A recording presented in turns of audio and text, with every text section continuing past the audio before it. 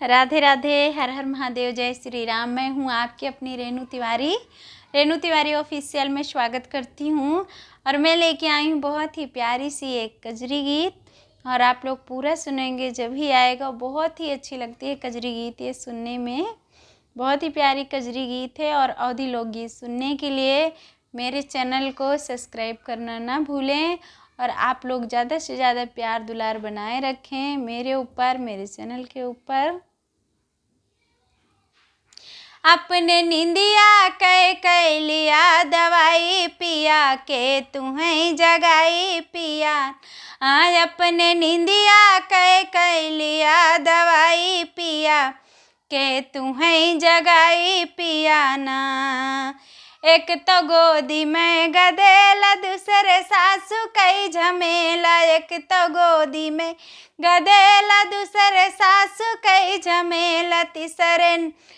तीसरे रोज रोज के तुम्हें जगाई पिया कह लिया दवा पिया ना। तीसरे रोज रोज के तुम्हें जगाई पिया कह लिया दवाई पिया ना।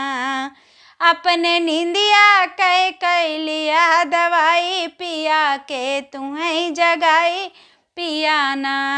एक तो गोदी में गदेला, दूसरे जेठनी कई झमेला। एक तो गोदी में गदेला, दूसरे जेठनी कई झमेला।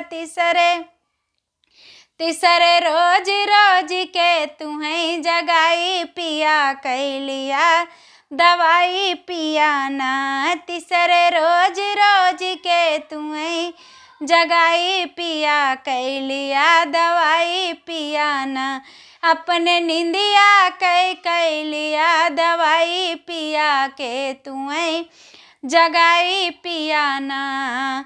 एक तो गोदी में गदेला, दूसरे ननदी कई झमेला। एक तो गोदी में गदेला, दूसरे ननदी कई झमेला। तीसरे रोज रोज के तुम्हें जगाई पिया कह लिया दवाई पिया ना। तीसरे रोज रोज के तुम्हें जगाई पिया कह लिया दवाई पिया ना।